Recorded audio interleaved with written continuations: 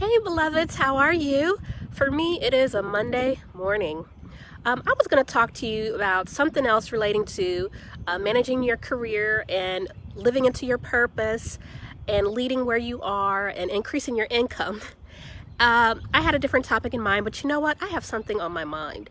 I didn't even know the Oscars were going on yesterday. I was with family and having a good time, eating pizza. I wasn't even watching the Oscars. I didn't even know it was really going on until this morning, and I see all of this social media about Will Smith slapping Chris Rock. So you probably know this by now, but basically Chris Rock made a joke in front of a live audience, in front of the whole world, on live television about Will Smith's wife.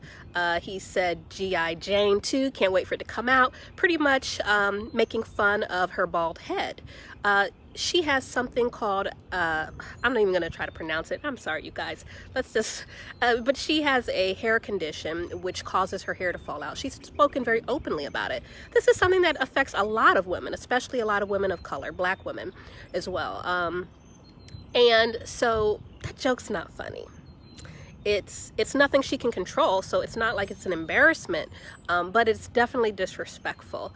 And when Chris Rock said it, there was some laughs. Jada was not laughing. You could see her face. And her husband got up and smacked the stuff out of Chris Rock. And Chris Rock was like, Will Smith just smacked the stuff out of me. And he was shocked. And you can see that he was shaken by it too. So anyway, later when Will Smith does his acceptance speech, he says, love makes you do crazy things. And I get that. I don't think violence is the answer, but I understand why he did it, and I understand why Chris Rock made the joke. He's up there to be funny, and where I'm going with this is some things just are not funny, and you have to know your audience. You have to know what your primary goal is, and I relate this to the world of work. I relate this to our communities. Once you say something, you can't take it back. You can't take it back. It goes out. Once you send an email, it's really hard to take them back, depending on what kind of email software you have. Once it goes out, it's only so much time before, you just can't get it back. Be careful what you say, Is it possible, let's say if you're a comedian, is it possible for you to be funny and engaging without hurting people, without being disrespectful? I just went to a comedy show the other day. It was Friday. In Maryland, we have this thing called improbable comedy, and it's fun. Sometimes, yeah, they can say disrespectful things, and so I get that. That can be a part of comedy.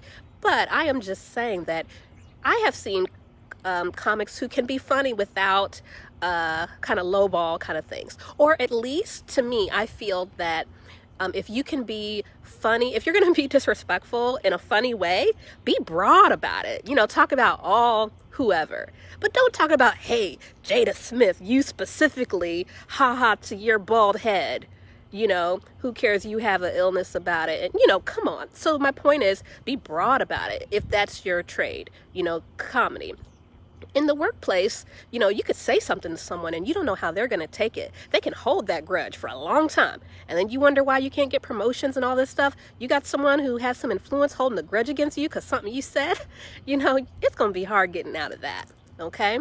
Also, when we're in our communities, our PTAs, our congregations, our whatever, you got to see people the next day. You got to work with people. Watch what you say. Make sure that you're building relationships, not bringing them down, and that you're being kind. And there are ways to be funny. There's ways to be engaging. There's ways to lead and get results without stepping on people. Like in the workplace, you can be a great boss. You can get results. You can meet your objectives without abusing your employees. You can do that while paying them what they're worth. Dan Price, that CEO, Google him. He is amazing.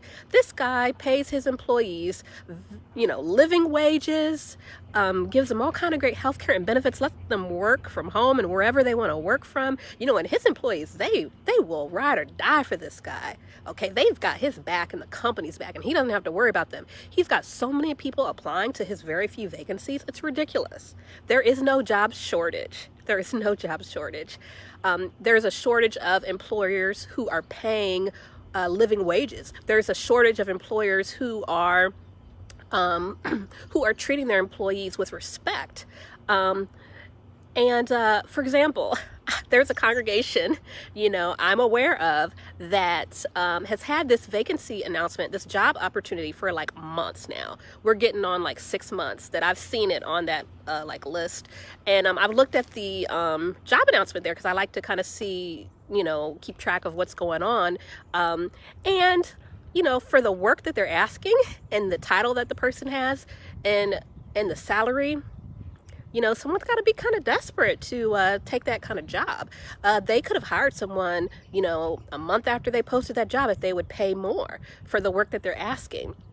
But a lot of our communities, we're hurt for money, but we're not planning strategically. We are not addressing the primary issues. We're just addressing the symptoms. And so I think we really need to do more organizational development within our communities. And for ourselves, the equivalent to organizational development would be, self-introspection, career management, and considering and discerning deeply about our calling to get ourselves right.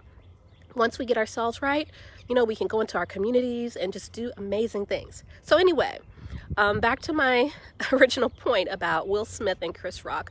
Be careful what you say. Be careful what you say. You can achieve your purpose without hurting people. Okay, this is the point. You can achieve your purpose without hurting people. You can meet your goals, be a leader, meet your objectives without, while having compassion. You can do that. And so strive for those ways. Don't just jump to the quickest, easiest way of how to do something, especially if it has the potential to really hurt people. People are the most important asset. People.